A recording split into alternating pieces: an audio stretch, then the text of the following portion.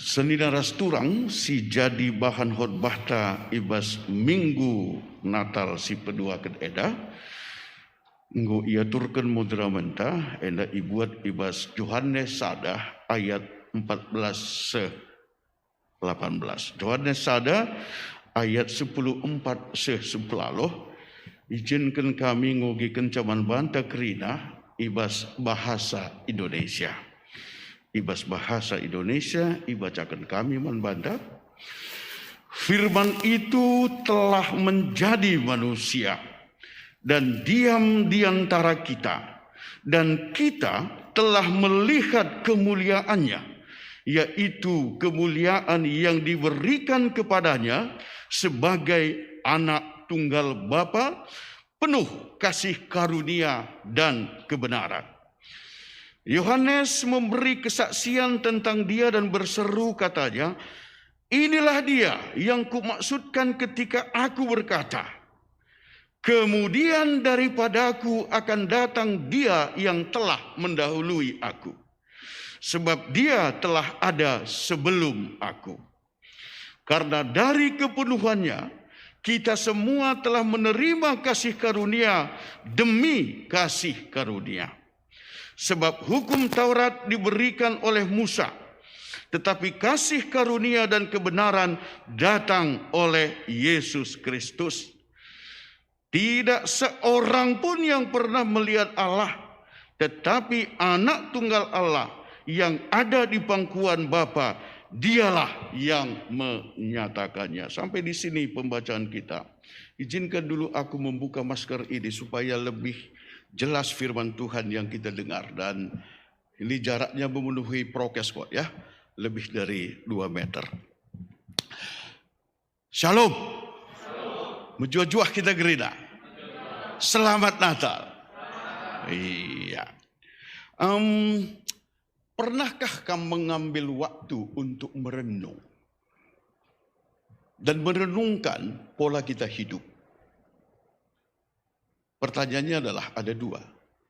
Sebenarnya hidup dengan keteraturan, dengan hidup tanpa keteraturan, mana lebih bagus?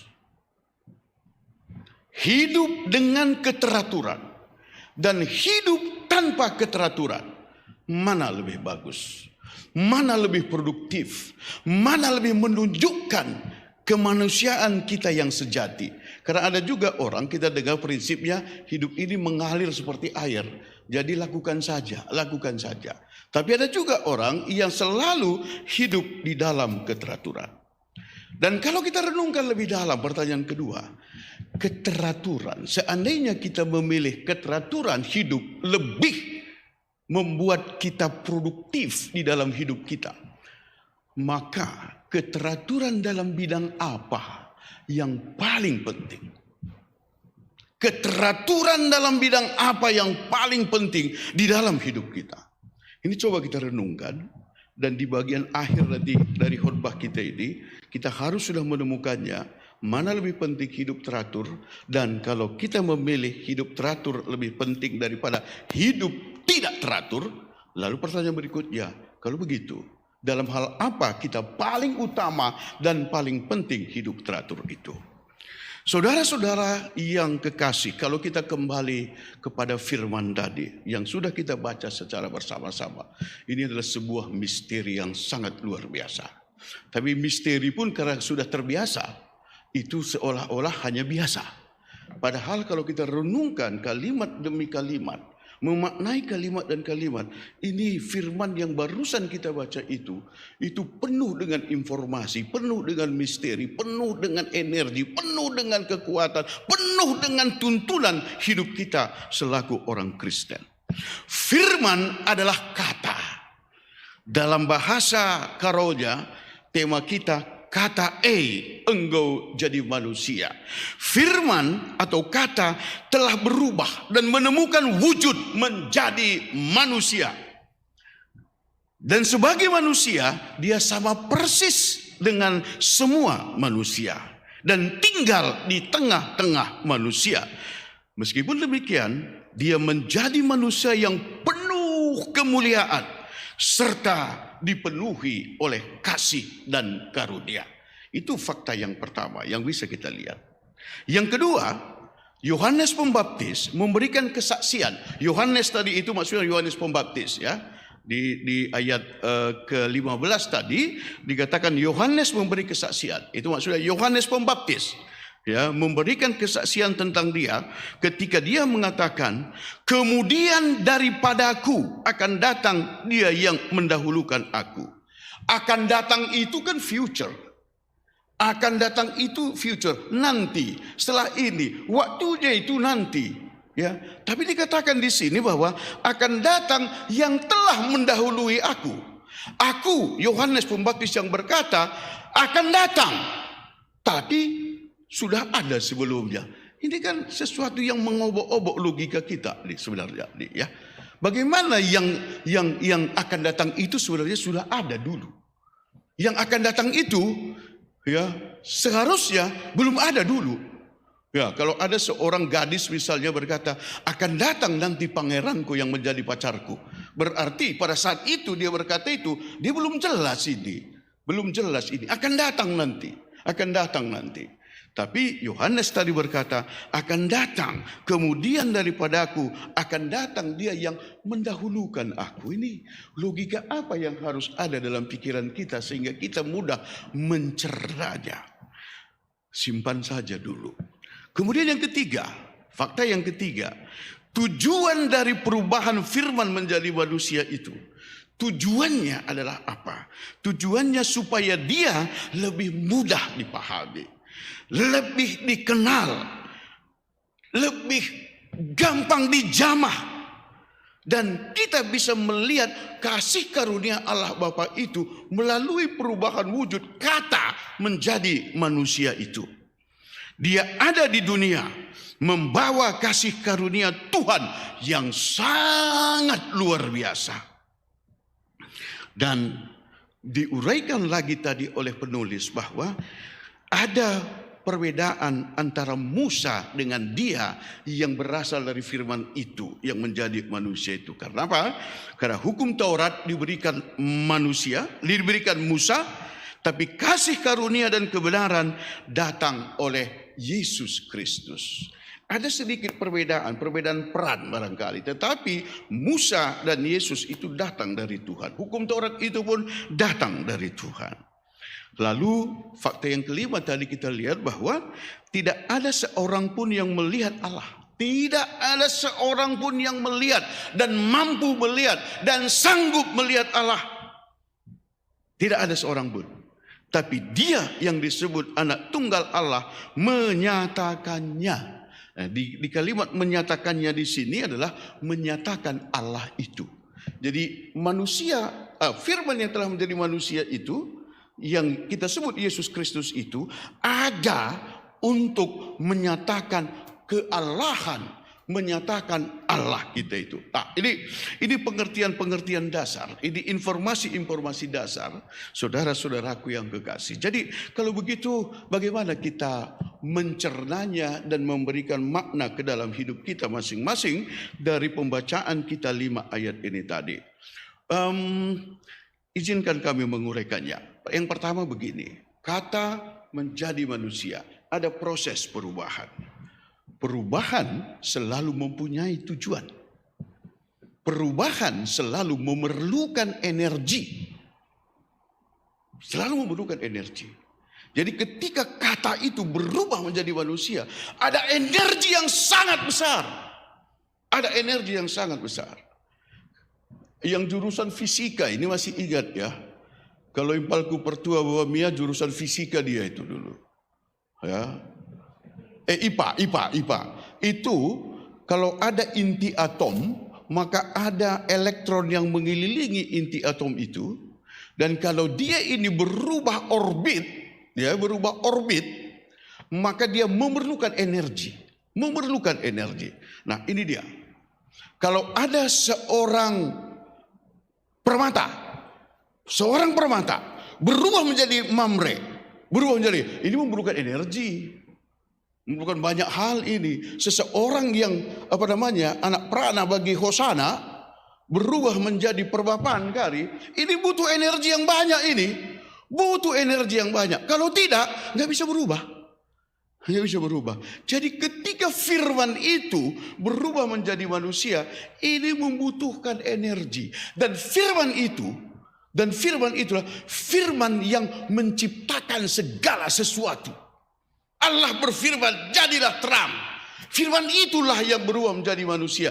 Dan seluruh keberadaan kita ini, itulah yang firman itu. Dan ternyata ini menyimpan energi yang sangat besar. Yang sangat besar. Dan tidak ada satupun yang sanggup menyediakan energi perubahan itu. Ketika firman itu berubah menjadi kata. Ketika firman itu berubah menjadi manusia. Memerlukan energi yang sangat besar. Dan tidak ada satupun entitas yang sanggup menyediakan energi perubahan itu. Kecuali Allah Bapa. Kecuali Allah. Hanya Allah yang sanggup merubah firman itu menjadi manusia. Kenapa? Karena membutuhkan energi yang sangat-sangat besar. Ya, yang sangat-sangat besar. Lalu kalau begitu, kenapa Allah Bapa itu mau menyediakan seluruh energi ini untuk merubah firman itu menjadi manusia? Supaya dia hadir di tengah-tengah manusia. Supaya dia, apa tujuannya? Apa tujuannya?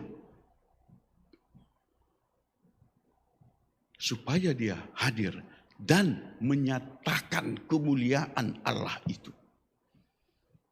Ini perenungan yang sangat-sangat penting untuk kita kuasai, khususnya untuk anak-anak kami yang masih muda-muda di sini, ya. Bahwa hanya Allah yang sanggup. Hanya Allah yang sanggup. Tidak ada satupun yang sanggup untuk merubah, untuk menjadikan firman-Nya menjadi manusia. Firman berubah menjadi manusia supaya dia bisa hadir bersama manusia. Bersama manusia. Lalu apa tujuannya? Apakah firman itu berubah menjadi manusia, menjadi Yesus Kristus?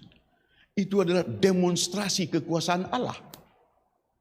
Untuk menunjukkan kebesaran Allah, untuk meremehkan manusia, untuk menakut-nakuti manusia, untuk membodoh-bodohi manusia, untuk menimbulkan kebingungan manusia, untuk menimbulkan kekhawatiran. Bukan.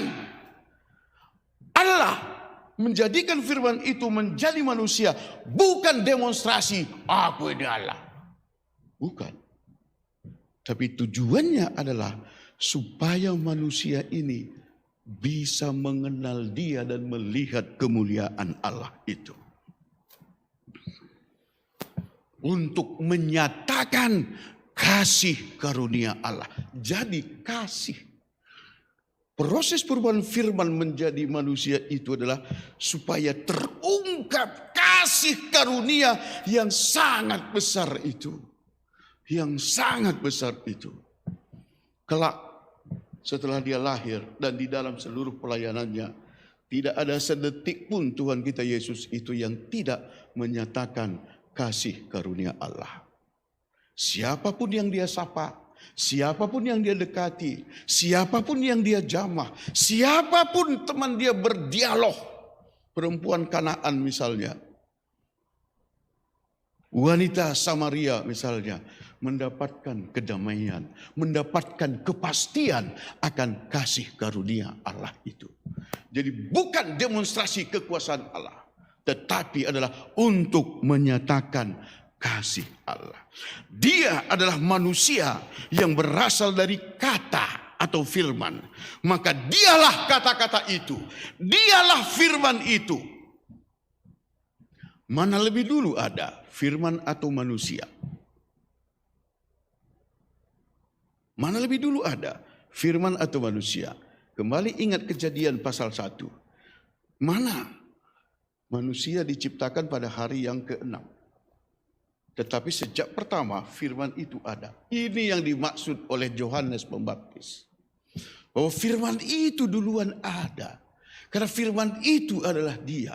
Makanya ketika tadi dia berkata bahwa dia sudah duluan ada dibanding aku, dia di dalam bentuk firman itu, di dalam bentuk kata-kata itu. Memang dia belakangan datang daripada aku, kata Yohanes Pembaptis. Tapi dia sudah ada jauh sebelum aku ada. Dia sudah ada sebelum segala sesuatu ada. Sebelum kita semua ada. Sebelum tempat kita hidup di planet Earth ini ada. Dia sudah ada. Dia sudah ada. Dan dialah yang berubah menjadi manusia itu. Kata-kata itu menunjukkan kemuliaan Allah. Kata-kata atau firman yang sudah berubah bentuk menjadi manusia itu tetap selamanya sampai kapanpun akan menunjukkan kemuliaan Allah. Ini yang kedua yang bisa kita maknai. Yang ketiga, Allah yang menjadi manusia itu akan lebih mudah dipahami. Akan lebih mudah dipahami. Ternyata kalau abstrak, otak kita ini juga tidak dilatih untuk berpikir abstrak. Tidak dilatih. Ada orang-orang tertentu, Einstein misalnya, itu mampu berpikir abstrak sama seperti kita memikirkan buah apel. Artinya konkret. Buah apel itu apa? Warna apa? Bagaimana rasanya? Bisa kita uraikan karena kita ini mampu berpikir secara logis. Orang-orang tertentu itu mampu berpikir secara abstrak. Itulah orang-orang jenius kita katakan. Tetapi kebanyakan manusia berpikirnya itu konkret, sistematis, kronologis. Oleh sebab itu untuk bisa dipahami secara konkret, maka harus hadir dia sebagai manusia. Supaya kita bisa menjamahnya. Kalau ada pohon terang ini, ya, ceritakan mengenai pohon terang. Saya minta Ogi misalnya, ceritakan mengenai pohon terang. Saya minta Oki, Kevin misalnya, ceritakan mengenai pohon terang. Dan menurut lu, mana yang lebih pas? Kalau pohon terang ini menceritakan dirinya sendiri. Pohon terang berubah menjadi manusia. Dan dia ceritakan, aku pohon terang. Atau batang kayu yang sangat besar. Berubah menjadi manusia. Dan dia menceritakan, perubahan menjadi manusia itu akan menjelaskan lebih konkret. Dan itulah tujuan dari Allah menjadi manusia. Supaya dia itu terjelaskan dalam struktur berpikir manusia yang serba konkret tadi. Kalau misalnya saya bertanya kepada Anda, apa isi kado ini? Apa isi kado ini? Ya, kamu pasti tidak tahu apa isi kado ini. Kecuali kado ini bercerita apa yang ada di dalam dirinya.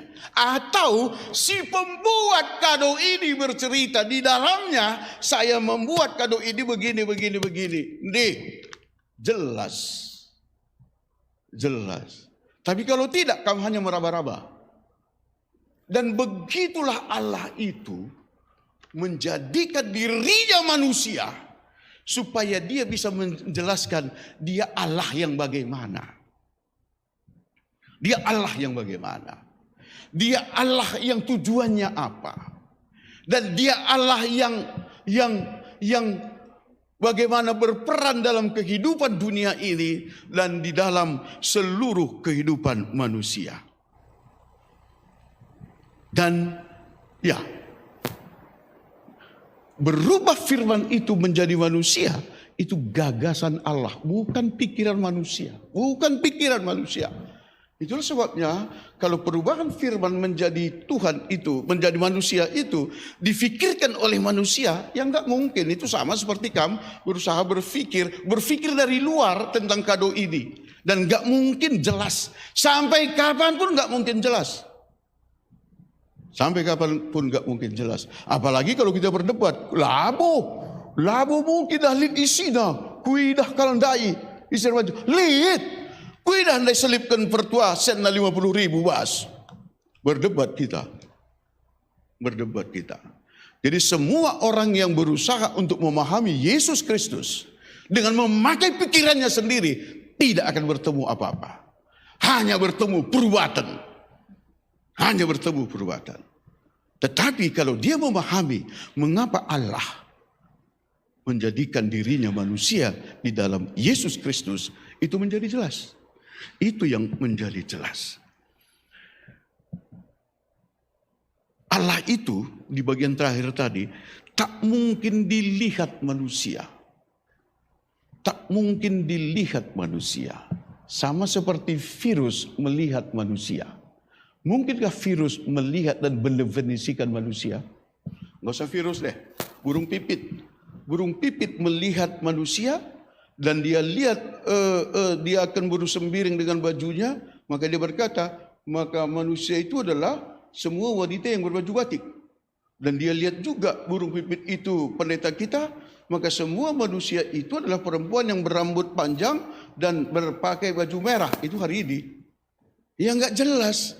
Enggak mungkinlah ya. Enggak mungkinlah burung pipit bisa menjelaskan manusia. Dan enggak mungkinlah manusia bisa menjelaskan Allah. Enggak mungkin. Enggak mungkin. Jadi kecuali Allah itu menjelaskannya dan menerangi pikiran kita dengan Roh Kudus. Makanya tadi dikatakan Allah tak mungkin dilihat manusia kecuali Allah itu menjadi manusia. Menjadi manusia yang sama dengan dia. Menjadi manusia yang berpikir dengan dia. Menjadi manusia yang makan bersama dengan dia. Menjadi manusia itu yang berjalan dengan dia. Menjadi manusia yang menjamah orang dengan dia. Baru kita lihat bahwa Allah itu adalah seperti ini. Allah itulah seperti ini.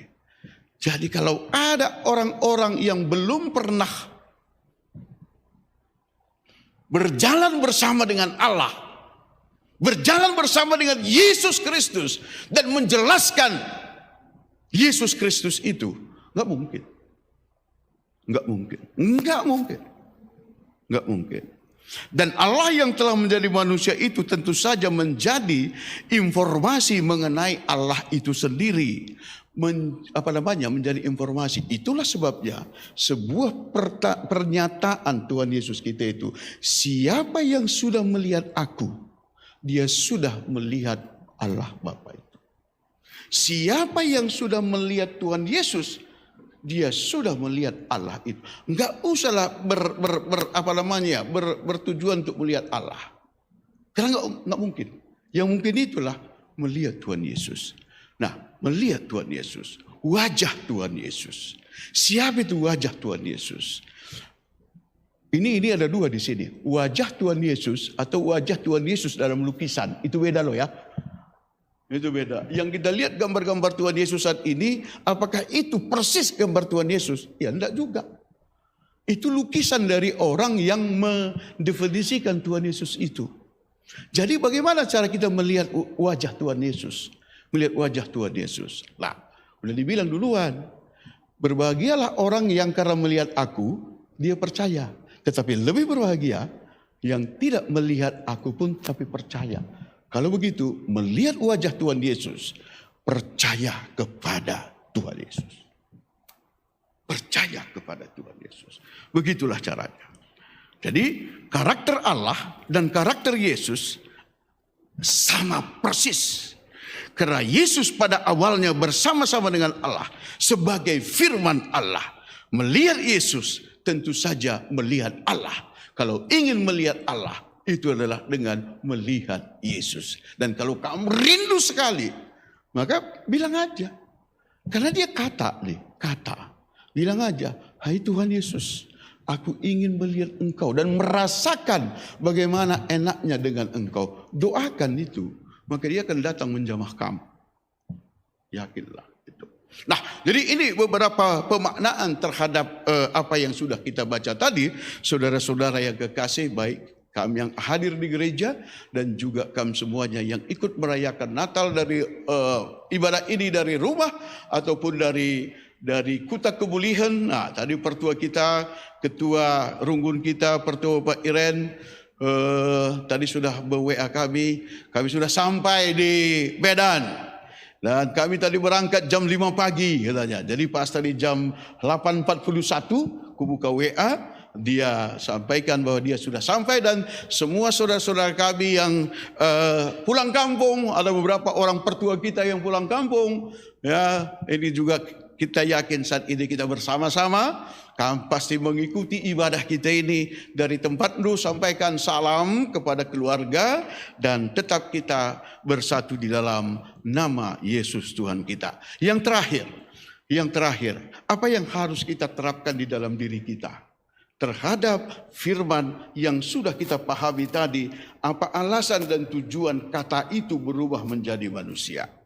Yang pertama adalah kelahiran Yesus adalah proses merubah firman menjadi manusia.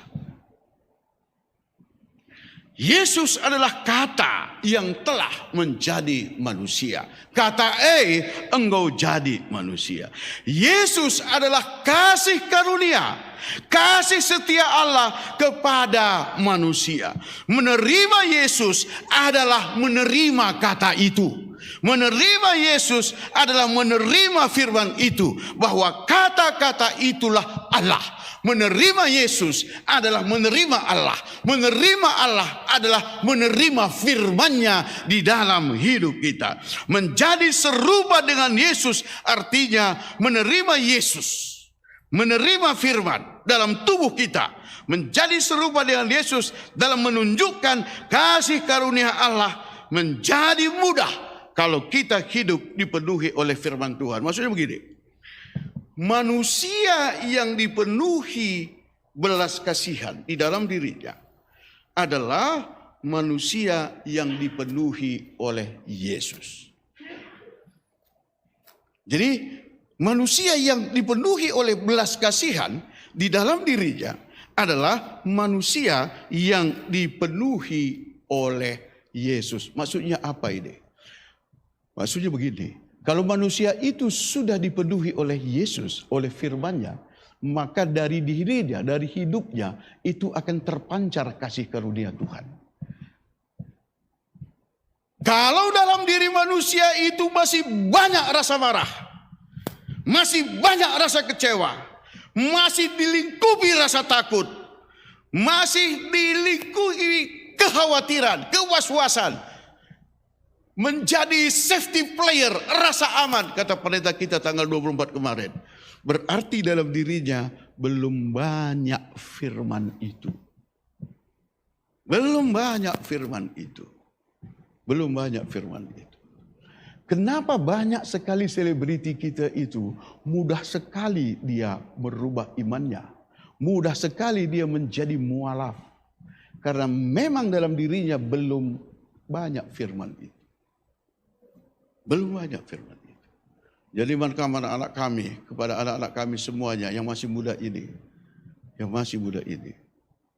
itu isilah hidupmu dengan Yesus. Dalam arti isilah hidupmu dengan firman Tuhan. Dengan firman Tuhan. Kalau hidupmu dipenuhi firman Tuhan, kamu akan berasa sayang untuk meninggalkan agamamu, meninggalkan imanmu, meninggalkan kepercayaanmu kepada Yesus itu. Tapi kalau kering, gampang memang. Lulit kayak kejap dah. Maka ketika ada tawaran pangeran yang kelihatan lebih tampan itu, wayah, dinamis. Karena memang gak ada firman itu dalam dirinya. Jadi isilah masa mudamu anak-anakku dengan Tuhan, dengan firman Tuhan. Ini kan suasana Natal.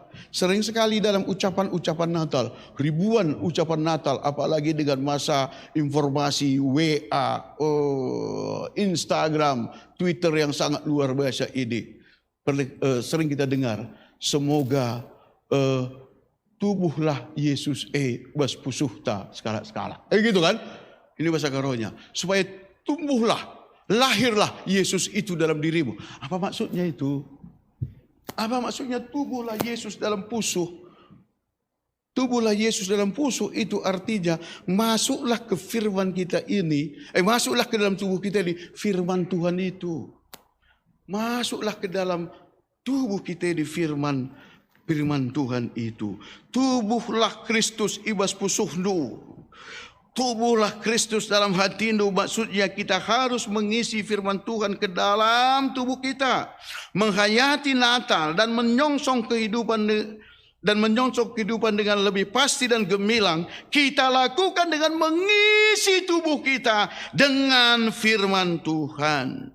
Marilah kita lebih rajin mengisi hidup kita, mengisi otak kita, mengisi hati kita dengan firman Tuhan. Kalau kamu tadi sudah setuju bahwa hidup kita perlu keteraturan, maka keteraturan yang paling penting adalah keteraturan di dalam mengisi tubuh kita itu dengan firman Tuhan. Dengan firman Tuhan. Tidak ada yang lebih penting. Tidak ada yang lebih penting dari itu. Kenapa? Karena seluruh kehidupan kita ini pun itu diciptakan oleh firman, dan firman itulah firman yang teratur. Ada hukum gravitasi, bukan? Teratur dia. Ini bulan, bintang dan semua planet-planet yang ada ini kenapa tidak saling tabrakan satu dengan yang lain? Karena diberikan hukum-hukumnya dan berputar secara teratur. Bumi itu berputar dalam dirinya itu, sekali putaran itu 30 hari. Makanya disebut 1 bulan. Tetapi ketika dia itu berputar pula mengelilingi matahari, maka dia butuh 365 hari. Teratur. Kalau seandainya suatu saat nanti bumi ini berputar di dalam dirinya itu 35 hari, enggung berat. Bumi ini berputar itu 35 hari, ini enggung berat. Enggung berat. Kenapa? Karena ini sudah tidak teratur lagi. Sudah tidak teratur lagi. Semua masalah dalam hidup kita muncul karena kita tidak teratur. Kita tidak teratur. Dan kita tidak teratur ngapain? Kita tidak teratur mengisi hidup kita dengan firman Tuhan. Mengisi hidup kita dengan kasih Tuhan. Mengisi hidup kita dengan kata-kata Tuhan. Karena Tuhan itulah kata-kata. Tubuhlah Tuhan ibas pusuhdu. Isilah hidup kita ini dengan penuh keteraturan. Dengan kata-kata. Hidup ini teratur. Hidup ini teratur. Coba kamu nanti lihat itu ya. Proses peluncuran roket SpaceX yang digagas oleh Elon Musk. Itu beda banget dengan proses peluncuran roket NASA. Bedanya di mana? Nah, ini permen kami. Lupa. Kairin, ini kan jago fisika ini, jago kimia ini. Kairin, berutarigan, ini jago fisika. NASA menciptakan roket untuk mendorong satelit sampai satu kali roketnya ini jatuh entah di mana, kemungkinan di laut, Akhirnya dari laut itu diambil lagi ratusan kilometer jauhnya. Begitulah NASA. Lalu berpikir seorang anak muda namanya Elon Musk. Ini bisa enggak roket yang sudah selesai tugasnya mengantar itu kembali lagi ke tempat awal? Kembali lagi ke tempat awal di mana tadi dia diluncurkan. Dia hitung, ternyata bisa. Akhirnya apa? Lebih efisien.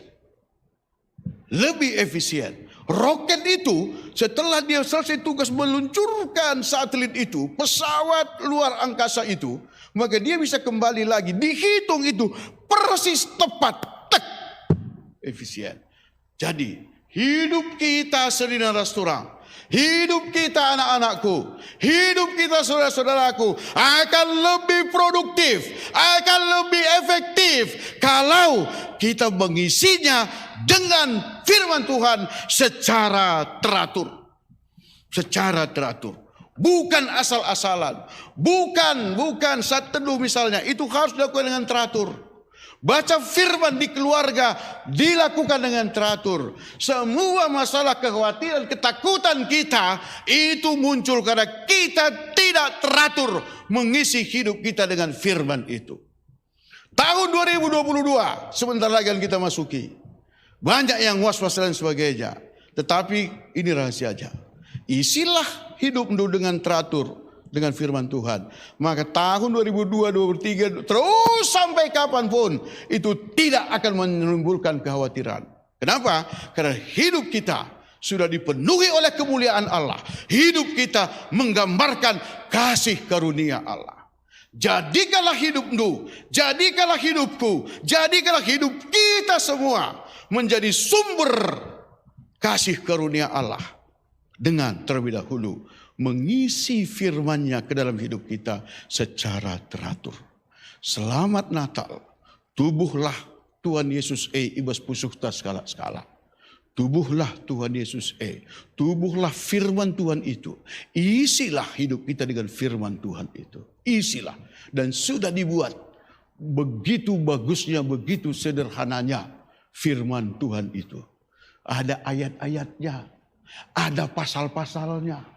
Sehingga kita bisa melihat, hari ini saya sudah baca pasal ini sampai ayat ini. Besok saya lanjutkan lagi Tuhan.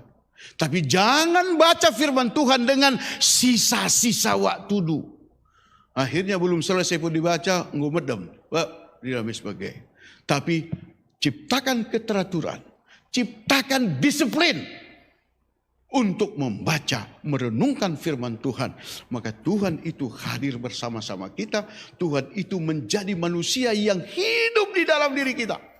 Yang hidup di dalam diri kita. Salah satu pemaknaan firman itu telah menjadi manusia. Itu bukan hanya menunjuk kepada Yesus Kristus.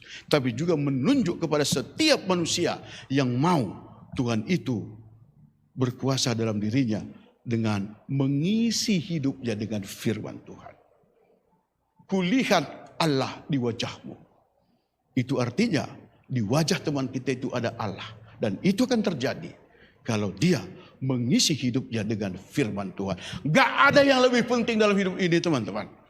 Gak ada yang lebih penting dalam hidup ini. Yang mencari apapun itu tidak lebih penting daripada mencari Yesus Kristus. Cinta kasih Yesus, kata pendeta kita pada saat khotbah Natal. Itulah yang akan menguatkan persaudaraan kita. Kalau hidup kita semuanya sudah penuh dengan kasih karunia Allah, maka isikin pisiakap seninata. Enggak ada lagi takut kita terhadap manusia yang bagaimanapun, yang garang bagaimanapun, yang dipenuhi tato yang bagaimanapun, bahkan kita kasihan jadinya. Jadi jangan takut, hidupilah hidupmu dengan mengisi firman Tuhan. Mari kita memejamkan mata.